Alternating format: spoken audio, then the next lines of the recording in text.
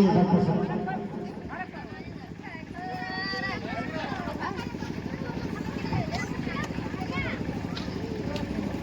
सबसे पहले नगरी पंचायत के सभी गण्यमान्य और मेमोरेबल लोग मंच में आसीन हैं और नगरी पंचायत के लोग और आसपास के पंचायत, जोबर पंचायत से आए लोग, आलाबाग पंचायत से लोग, नवादा पंचायत से आए लोगों को मेरा नमस्ते, अस्सलाम वालेकुम, झारखंडी जोहार और जय भीम। आज कर्मा पूजा है और उस कर्मा पूजा के लिए भी आपको बहुत बहुत शुभकामनाएं। ये वो घड़ी है जहां लोग एक दूसरे की नहीं सुनते, बेटा बाप की नहीं सुनता, बहू सास का नहीं सुनता, भाई भाई का नहीं सुनता। ऐसे वक्त में आप मुझे सुन दिया है, उसके लिए आभार और बहुत बहुत धन्यवाद। दुनिया में दो ही चीज कीमती है आज के जमाने में, एक वक्त और एक पैसा। पैसा तो मैं आपसे मांग नहीं सकता, लेकिन जो वक्त आप मुझे दे रहे हैं इसके लिए फिर से धन्यवाद और आभार। हमारा नाम डॉक्टर नजीर अंसारी हुआ और इंजीनियरिंग का छात्र रहा हूं और अभी फिलहाल झारखंड हाईकोर्ट में एक वकील हूं। राजनीति वाकई, लोग बोलते हैं कि राजनीति बहुत गंदी है, नहीं जाना चाहिए, लेकिन जब मैंने इसे अध्ययन किया, जब मैंने इसको समझा तो लगा कि राजनीति गंदी नहीं है, जिस तरह से नेता इसे खेलते हैं वो गंदा है। अगर नीयत सही हो जन सेवा करने की, अगर नीयत सही हो जन सेवा करने की, तो आपको घर से अपने जेब से पैसा नहीं लगाना है। जितने भी योजनाएं सरकार बनाती है अपने गरीबों के लिए, आप उसके प्रतिनिधि होते हैं, बस प्रशासन से और सरकार के बीच का आप प्रतिनिधि होते हैं, जनता का, आप उसको पहुंचाना होता है। लेकिन ये भ्रष्टाचार की वजह से, घूस की वजह से हम ये नहीं कर पा रहे हैं। यहाँ नियत की बात है। मैं अपनी माँ बहनों से कहना चाहूंगा कि अगर बहू सास सेवा करना चाहती है, अगर नियत सही है तो अपनी सास की सेवा कर लेगी, और अगर नियत सही नहीं होगा तो कभी गोड़ दर्द, कभी कपार दर्द, कभी पेट दर्द होगा। बात सही है कि नहीं? तो जब नियत सही होगा तो आपको विकास होगा। पिछले 40 साल से विकास का मायना ही बदल दिया है लोगों ने। मैं अभी कम से कम 165 से 170 गांव घूम चुका हूं और हर जगह यही देखा कि विकास का मतलब ही गलत लेके चल रहे हैं लोग। विकास का मतलब क्या समझ रहे हैं लोग? हमारा नाली बन जाएगा, हमारा बीपीएल कार्ड बन जाएगा, राशन कार्ड बन जाएगा, जल मीनार बन जाएगा, हाथी तोड़ दिया घर बन जाएगा। मैं आप सबको बता देता हूँ, और किसी ने तो बोला है कि पानी तक का भी प्रॉब्लम है, बहुत बड़ा प्रॉब्लम है मान लो विधानसभा में पानी का, लोग कुआं से पानी पी रहे हैं। तो मैं आप सबको बता देना चाहता हूँ, ये विकास नहीं है, ये आपका मूल अधिकार है। ये आपको संविधान राइट देता है कि ये सब चीजें, बेसिक सुविधाएं आपके घर पे होनी चाहिए। 78 साल आजादी के और 40 साल विधानसभा में मुझे लगता है कि बिजली पानी की समस्या तो होनी ही नहीं चाहिए थी किसी घर में, लेकिन हम और आप इसको विकास मान लिए हैं। विकास किसे कहते हैं? विकास जब आपके हर एक घर में एक नौकरी हो, या कोई लड़का बिजनेस करता हो, आपके घर में आर्थिक प्रगति हो रही हो। क्योंकि जब तक आपका घर मजबूत नहीं होगा, आपका पूरा परिवार मजबूत नहीं होगा, आपका समाज मजबूत नहीं होगा। और आर्थिक रूप से जिस दिन मदद हो गया आपको, जिस दिन आप मजबूत हो गए, आपका पहनावा चेंज हो जाएगा। आज नोकिया यूज कर रहे हैं तो सैमसंग यूज कीजिएगा, और मजबूत होगा तो आईफोन यूज कीजिएगा, और आपका पहनावा चेंज हो जाएगा, लोगों से मिलने का तरीका बदल जाएगा, तो सामाजिक आपका विकास भी हो जाएगा। तो सबसे पहले फोकस हमको करना है कि जो नौजवान बच्चे हैं हमारे घर में, उनको रोजगार से जोड़ना। वो मजबूत हो गए, समझिए घर मजबूत हो गया, घर मजबूत हो गया तो आपका पंचायत मजबूत हो गया, पंचायत मजबूत हो गया तो आपका विधानसभा मजबूत हो जाएगा, और ऐसे हर विधानसभा अगर मजबूत हुआ तो देश मजबूत होगा। कोई भी विकसित देश है, अगर आज के डेट में कोई विकसित देश है तो आप देख लीजिए वहां के नागरिक का पर कैपिटा इनकम देख लीजिए, बहुत ज्यादा इंडिया से बहुत ज्यादा है। क्यों? क्योंकि वहाँ शिक्षा पे पैसा खर्च होता है, और हमारे देश में बजट में सिर्फ 2 से 3% खर्च होता है। तो आप बताइए, जब शिक्षा पे गौर ही नहीं किया जाएगा तो पैदा कैसे होगा विकास? अभी सुनने में कैसा बताइए, इस नगरीय पंचायत में स्कूल, प्रॉपर स्कूल नहीं है। पिपरा पर जैसे पंचायत में क्लास 8 तक है, लड़कियां कम से कम 7-8 किलोमीटर पैदल चल रही है स्कूल के लिए, उसकी सुरक्षा का कोई गारंटी नहीं है। स्कूल में अगर लेट हो गया किसी वजह से 4-5 बज गया तो लड़कियां हिचकिचाती है पैदल रोड में आने से। स्कूल का ऐसा जर्जर स्थिति कर गया है। पानी के लिए 2-3 किलोमीटर लोग ट्रैवल कर रहे हैं पानी पीने के लिए। कंकी जैसे पंचायत में, हसनागढ़ जैसे पंचायत में चूहा से पानी पी रहे, क्या 78 साल बाद में चूहा से पानी पीना पड़ेगा? तो कहीं ना कहीं ये सारी चीजें आपके सरकार की विफलता को दर्शाता है, कहीं ना कहीं उनके नियत, विकास की नियत को दर्शाता है। इसलिए मैं कहता हूँ कि जिस दिन शिक्षित नेता चुनिएगा, जिस दिन शिक्षित नेता चुनिएगा, उसको मालूम होता है कि आपकी परेशानियों को किस जगह रखना है, कैसे रखना है और क्या करना है। तो जब हमारा देश आजाद हुआ था, इस पर गौर कीजिएगा, जब हमारा देश आजाद हुआ था, हमारे दादा अशिक्षित थे, पढ़े लिखे नहीं थे हमारे दादा, लेकिन उन्होंने नेता कैसा चुना था? डॉक्टर भीमराव अंबेडकर, डॉक्टर राजेंद्र प्रसाद, वल्लभ भाई पटेल, सरदार वल्लभ भाई पटेल, जवाहरलाल नेहरू, डॉक्टर अबुल कलाम आजाद, ऐसे ऐसे नेताओं को चुना गया और उनको अपने देश का भार उनको दिया गया। लेकिन आज हम क्या कर रहे हैं? अरे एक काफिला बहुत बड़ा हो, ये नेता हो, अरे एक बहुत पैसा हो, बड़ा नेता हो। नहीं, नेता ऐसे मत चुनिए। आज हम जो जिस क्राइटेरिया से नेता चुन रहे हैं वही गलत हो रहा है। इसलिए जैसा जनता है वैसा राजा बन रहा है। ये लोकतांत्रिक देश है, कोई राजतांत्रिक देश नहीं है कि राजा का बेटा राजा ही बनेगा, परिवारवाद सत्ता रहेगा। आप जनता जिसे चाहिएगा वो नेता बनेगा, और नेता बनाने का सिर्फ एक ही क्राइटेरिया होना चाहिए कि आप शिक्षित हो, आपको बात रखने का अकल होनी चाहिए।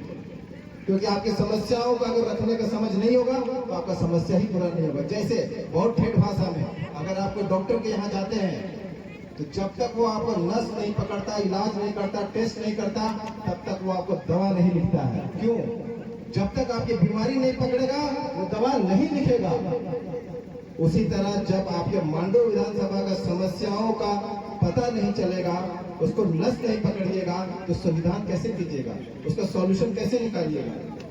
ऐसे ऐसे नेता मैंने देखे 40 साल में जो अपने पंचायत में जाते ही नहीं है और अभी भी नहीं जा रहे हैं। ये तो मैंने आकर के मांडो विधानसभा का माहौल गर्म कर दिया कि नेता घर से बाहर आ गए हैं। नहीं तो पहले दिल्ली में बैठ करके टिकट के लिए परेशान रहते थे कि टिकट मिल तो हम जीत जाओ, कांग्रेस से मिल तो मुसलमान के वोट मिल जेतो, जेएमएम के टिकट मिल तो हम जीत जाओ, सब दिल्ली में बैठे रहते थे। ये तो मैं आया हूँ तो लोग रोड पे आ रहे हैं और जनता के बीच में जा रहे हैं और जनसंपर्क कर रहे हैं, क्योंकि उनको मालूम है इस पर गड़बड़ होगा, बदलाव होगा।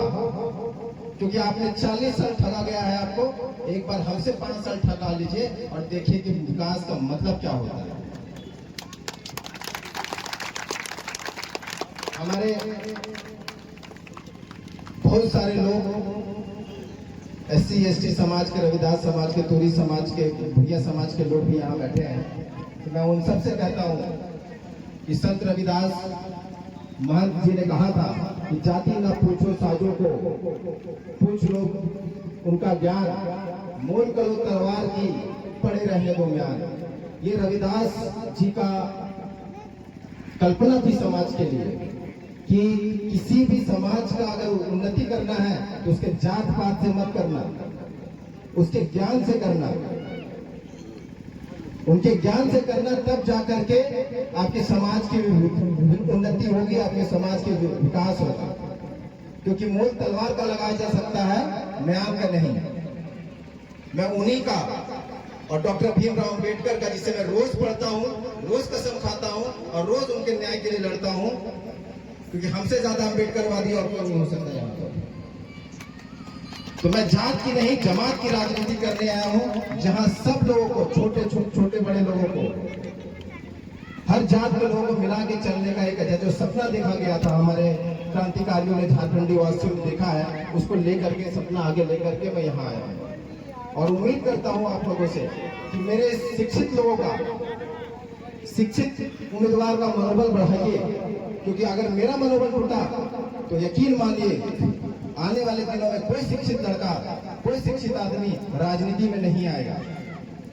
और अगर राजनीति में नहीं आएगा तो आपका विकास नहीं होगा, क्योंकि विधानसभा एक ऐसी मंदिर है, ऐसा जगह है जहां पर आप क्या खाते हैं, क्या पीते हैं, किसको कितना आरक्षण मिलेगा, किसको कितना पानी जाएगा, कितना किसको बिजली मुफ्त मिलेगी, सारा का सारा, कहां सड़क बनेगा, सारा का सारा विधानसभा तय करता है। ये मालूम है हम लोगों को। अब बताइए, जब ये मालूम है कि विधानसभा तय करता है, तो हमने और आपने कभी देखा कि पूर्व विधायक माइक में विधानसभा में बोल रहे हो? किसी ने देखा 40 साल में कि अपने किसी भी विधानसभा के पंचायत के बारे में बोल रहे हो माइक के सामने कि अध्यक्ष महोदय हमारे इस पंचायत में ऐसा प्रॉब्लम है? मैं चैलेंज करता हूं कि अगर आपने किसी ने भी अपने पूर्व विधायक को देखा होगा तो मैं मान जाऊंगा विधानसभा में बोलते हुए कि जब तक आप समस्या रखेगा नहीं, आपके लिए नीति बनेगी नहीं। और खासकर मुसलमानों को कहता हूं मैं कि आपकी जनसंख्या झारखंड में 16 से 18% है और आपके नेता जो चुन रहे हैं आपसे 2% है। आपको विधायक कम से कम 11 से 12 लोग होने चाहिए विधानसभा में, तब जाके आपके ऊपर रणनीति बनेगी, तब जाके आपके ऊपर सुविधाएं दी जाएंगी। लेकिन हम क्या कर रहे हैं, सिर्फ 2 से 4 लोगों को भेज रहे हैं। और ये मैं 2 से 4 अभी का बात नहीं कर रहा हूँ, 2000 से लेकर के 2024 तक की बात कर रहा हूँ। फिलहाल हमारे पास सिर्फ 2 ही विधायक बचे हैं। तो मैं पूछता हूँ, फिर आपकी रणनीति कौन बनाएगा, आपके बारे में सोचेगा कौन? बोलने वाला है नहीं विधानसभा में कोई। तो इन सबको समझना होगा कि हमें ज्यादा से ज्यादा शिक्षित लोगों को विधानसभा भेजना है।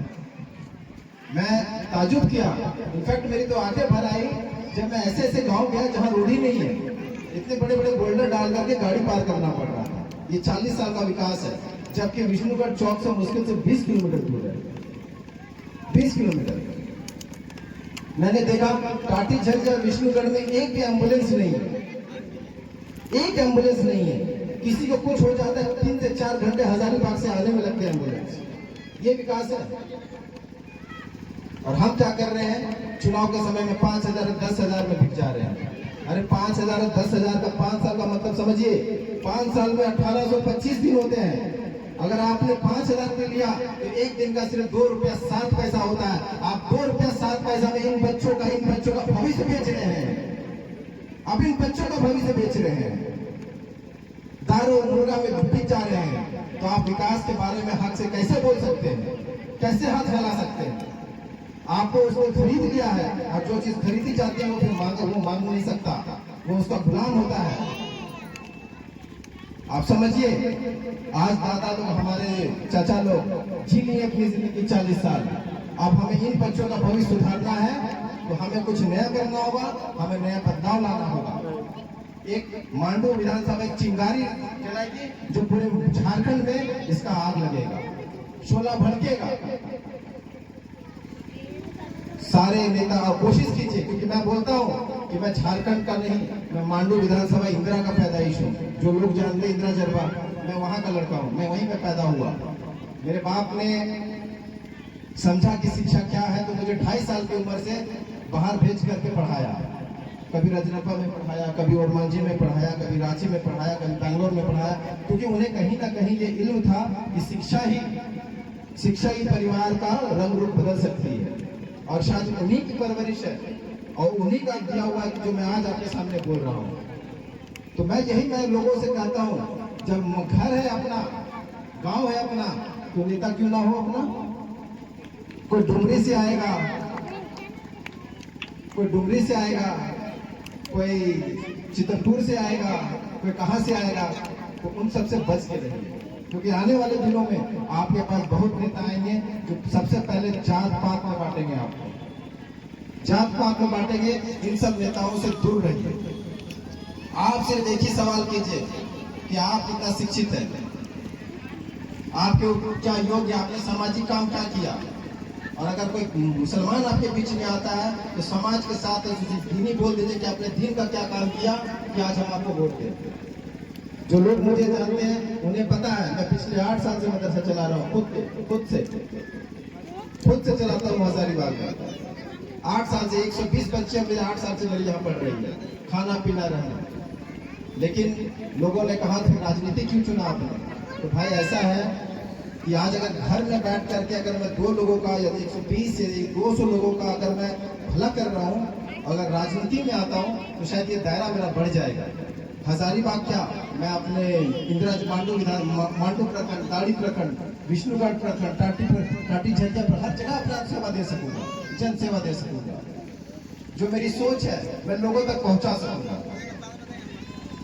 इसीलिए कहता हूं कि हमेशा नेता शिक्षित चुनिए। और मैं इस बार नारा भी दिया हूं कि जन जन की यही पुकार, इस बार शिक्षित उम्मीदवार। कोई बात ही नहीं करना है, चाहे जितना पैसा पूरी खर्चा कर दे। और मैं इस बात बता देता हूँ, माहौल इतना गर्म है कि जितने बार पिछले बार जितना खर्च हुआ है उन लोगों का, इस पर डबल होने वाला है, डबल होने वाला है। मैं पूछता हूँ ये पैसा आ कहां से रहा है? ये पैसा आ कहां से रहा है? मांडू विधानसभा में खनिज क्षेत्र है, ये खनिज क्षेत्र है। और आप देखिएगा कि टाटी झरिया और विष्णुगढ़ में विधायक का दौरा नहीं होता है। आप हाथ उठाइए, कभी देखा है कि आपके टाटा झरिया और विष्णुगढ़ में विधायक जी का गाड़ी चलते हुए रुकते हुए कहीं देखा है आपने? लेकिन मैंने देखा है उनका कहाँ, रामगढ़ में, मैंने देखा है उनका चरही में। क्यों? क्योंकि वहाँ खनिज है, वहाँ CCL है, वहाँ टाटा है, वहाँ स्पंज आयरन है, वहाँ पर पावर प्लांट है, रजरप्पा में इंग्लैंड पावर है। तो भाई आपकी तरफ क्यों ध्यान देंगे? इधर का कमाया इधर लगाते हैं। इसीलिए इस बार का इलेक्शन जो है पैसे से मत तोलिएगा, कोई नहीं तोलेगा इस बार पैसे से। रही बात, मैं बहुत सारी चीजें हैं जो कभी कभी होश में आदमी, जोश में आदमी होश को बैठता है। मैं कोशिश करता हूँ कि ये राजनीतिक माहौल है, अपने जुबान पे कंट्रोल रहनी चाहिए हमेशा। मैं कोशिश करता हूँ कि ये जुबान हमेशा कंट्रोल में रहे। और हम सिर्फ सामाजिक न्याय की बात करेंगे। जैसे हमारे साजिद चाचा ने कहा कि ये सादा कुर्ता जो पहने हैं हम, ये लोगों ने पहनाया है। मैं तो शर्ट पैंट पहनने वाला लड़का हूँ, लेकिन ये कुर्ता पैजामा लोगों ने पहनाया। तो मैं यही कहता हूँ कि अगर आपकी हक की बात होगी तो यही सादा कुर्ता पहन करके प्रशासन से लड़ूंगा, और लेकिन न्याय की बात आ गई तो काला कोट पहन करके आपके लिए हर कोर्ट में लड़ूंगा। क्योंकि आप कोई भी व्यक्ति, चाहे हमारे SC ST समाज के लोग हों, चाहे अल्पसंख्यक के लोग हों, आप बेबुनियाद मुकदमे में आप उसे नहीं डाल सकते। अब आपको रीजन देना होगा, आपको लिखित देना होगा कि आपने इसको डाला क्यों, और उसको प्रूफ भी करना होगा। एक किस्सा है, हमारे यहाँ एक बंदा फोन किया और उस बंदे ने बोला कि सर थाना वाला हमको बुला रहा है, बहुत फोन कर रहा, बोलता थाना हो। तो मैंने बोला क्यों, क्या कांड किया हो? बोला सर कुछ नहीं, एक आदमी ने मेरा कंप्लेन किया। मैं थोड़ा सा छोटा सा कानून बता रहा हूँ, उसको समझ लीजिए। बोला सर एक लड़के ने मेरा कंप्लेन किया है, इसलिए बुला रहा है। मैंने बोला बढ़िया है, लगाओ फोन थानेदार को। और उसने लगाया। तो मैंने को बोला उसको कि सर मैं एडवोकेट नजीर बात कर रहा हूँ झारखंड हाई कोर्ट से, आपने मेरे क्लाइंट को फोन करके बुलाया है, क्या ये बात सच है? बोला हाँ सर, एक कंप्लेन आया था तो मैंने उनको बुलाया। तो मैंने बोला उनको कि क्या आपने उनको 41 नोटिस दिया है? क्या आपने 41 एक नंबर होता है जिसके तहत कोई कंप्लेन कर दे आपके खिलाफ तो सबसे पहले उसको लिखित नोटिस देना पड़ेगा, थाना नहीं बुलाना पड़ेगा। मैंने उनसे पूछा कि आपने उनको 41 नोटिस दिया है? बोला नहीं सर, वो ऐसे ही आपसी कॉम्प्रोमाइज करा देंगे, ठीक रहेगा। तो ये हालात है पुलिस की। आपको न्याय, अगर कानून की जानकारी होगी तो कोई पुलिस वाला भी आपको छुएगा नहीं। क्योंकि हमारे कोर्ट में थानेदार तो छोड़िए, IG और बड़े बड़े DGP ऐसे खड़े रहते हैं कोर्ट में, क्योंकि वहां न्याय की बात होती है। इसलिए कानून की जानकारी थोड़ा थोड़ा रखिए, क्योंकि हर बार जोश से काम नहीं होता है। कानून की जानकारी रखिएगा तो उससे ज्यादा आपको लाभ मिलेगा। और बहुत खुशी हुई कि आप लोगों ने मुझे ऐसे इस्तकबाल किया, उस चीज़ के लिए बहुत बहुत मैं दिल से आप लोगों को धन्यवाद देता हूं। और उम्मीद करता हूं कि मेरी कुछ बातें आपके दिल को छुई होगी और इस बार एक बदलाव की तरफ हम लोग बढ़े और एक बार 40 साल ठगे गए, एक बार हमसे भी ठगा लीजिए और उसके बाद देखिए क्या होता है ना। इन्हीं सब बातों के साथ मैं अपनी बात को विराम देता हूँ। धन्यवाद। अस्सलाम वालेकुम।